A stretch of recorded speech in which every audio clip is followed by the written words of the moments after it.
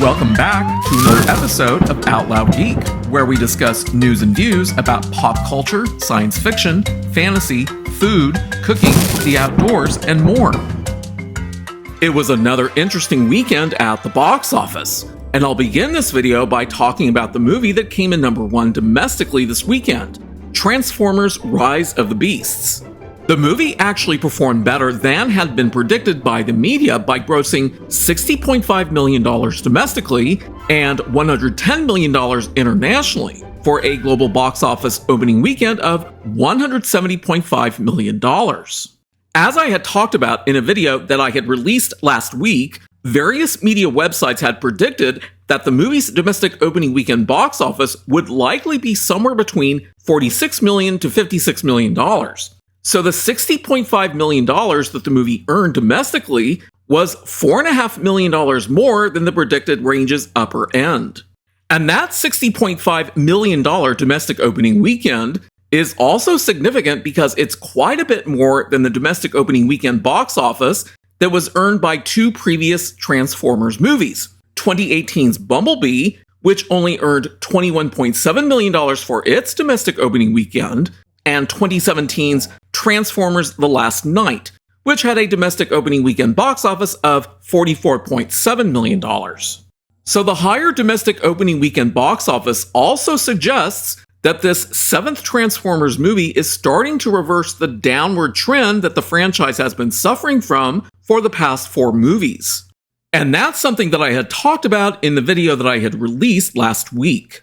Currently, the movie's domestic share is coming in at 35.48%, which is higher than the domestic shares for the past 4 movies. And that does not surprise me, given that the domestic shares for the previous 2 movies implied a rising trend. I'm also not surprised that the current domestic share is well within the historic domestic share range for the franchise of 21.59% to 48.07%. which I had used in last week's video to explore a wide range of possible final box office earnings for the movie that were based on the predicted $46 million to $56 million domestic opening weekend that turned out to be below the actual value. Consequently, I can now project a more accurate range of possible final global box office earnings for the movie. With a domestic opening weekend box office of $60.5 million, a domestic share of 35.48%, and projecting a possible range of weekly drops in box office of 40 to 30%, the final global box office earnings for Transformers: Rise of the Beasts may be somewhere in the neighborhood of $426 million to $568 million. And that's a significant improvement over what I had projected last week, because this new projected range suggests that it is now possible for the movie to potentially break even. With a production budget of $200 million, if we multiply that by 2.5 to account for the 50% of gross ticket sales that movie theaters keep for themselves, as well as the additional costs of marketing the movie and other miscellaneous costs that the studio pays above and beyond the production budget, then we get a mid-range estimated break-even point of around $500 million. But if the studios behind the movie, which includes Paramount, have spent even more to market the movie, then the estimated break-even point may be as high as 3 times the production budget, which would be around $600 million. That means that my projected range of final global box office earnings of $426 million to $568 million intersects the estimated break-even point range between $500 million and $600 million. And I don't rule out the possibility that the movie could potentially reach $600 million at the global box office if its domestic share goes down slightly, or if the weekly drops in box office earnings go below 30%. Either of those events could potentially push the movie's final box office over $600 million. But next weekend's box office will give us a better idea of what its weekly box office drops may look like. Now let's talk about this weekend's number 2 movie at the domestic box office. And that would be Spider-Man Across the Spiderverse, which earned a respectable $55.4 million for its second weekend, to bring its current domestic box office earnings up to $225.4 million. It also earned another $76.4 million internationally to bring its current international box office earnings up to $164.5 million. Thus, its global earnings rose by $131.8 million to bring its current global box office earnings up to $389.9 million. So just as I said would happen this weekend in a video that I had released 1 week ago, Spider-Man Across the Spiderverse has indeed broken even and then some because its production budget was only $100 million. This means that its mid-range and upper estimated break-even points, which are calculated by multiplying the production budget by 2.5 and 3.0 respectively, are around $250 million and $300 million.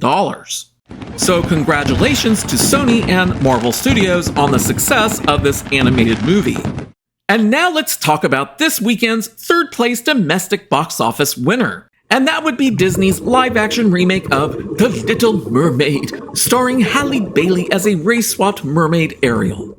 Domestically, the movie managed to earn another $22.8 million, which was a 45% drop from last weekend's box office earnings and brought its current domestic total earnings to $228.8 million. The movie also earned $44.9 million internationally, which brings its current total international earnings to $185.4 million. This means that the movie's global box office earned around another $87.5 million to bring its current global box office earnings total to $414.2 million, which is only 53.1% of what the movie needs to break even. And just as the shill media and trades are now begrudgingly acknowledging, Disney's The Little Mermaid remake is not going to break even. And that's what I've been saying all along. In other words, it's a bona fide flop. And my current final box office projection for the movie now sits at around $592 million, which would be around 76% of what the movie needs to break even. As I have talked about in several previous videos, the movie has a hefty production budget of $250 million, and its reported marketing budget of $140 million is also rather high. Adding those two values together and multiplying the result by 2 to account for the 50% of gross ticket sales that movie theaters keep for themselves yields a minimum break-even point of $780 million. But these latest box office numbers suggest that the movie won't even reach $600 million. I will say, however, that the projected $592 million is still well within the range of potential final box office earnings of $539 million to $687 million that I had projected a week and a half ago. And the last movie that I'll talk about in this video regarding this weekend's box office is Guardians of the Galaxy Volume 3, which, as I said in a video that I had released a week ago, has already managed to break even. And now the movie's global box office has surpassed $800 million. Domestically, the movie came in fourth place this weekend, earning another $7 million and bringing its current domestic total to $335.4 million. Internationally, the movie earned another $13.1 million this week to bring its current international box office earnings total to $470.5 million. Globally this week, the movie has earned another $25.8 million to bring its current global box office total up to $805.9 million. The movie's current domestic share is around 41.6%, and with this latest box office data, I have revised my projected final global box office total for the movie to be closer to $849 million by the time its theatrical run ends. Warner Bros. Discovery and DC Studios' next movie, The Flash, starring Ezra Miller, opens in theaters next weekend, as does another Disney Pixar movie entitled Elemental. So I'll definitely be talking about those movies in upcoming videos. Thanks for watching today, and a huge thanks to everyone who has subscribed to our channel. We appreciate your support. If you enjoyed this video, please press the like button, and please feel free to share a comment. If you'd like to see more of our videos in the future and help support this channel, please press the red subscribe button, and please press the bell to receive notifications for new content. You can also find us on Facebook and Twitter by clicking on the links in the description. Until next time, this is Out Loud Geek.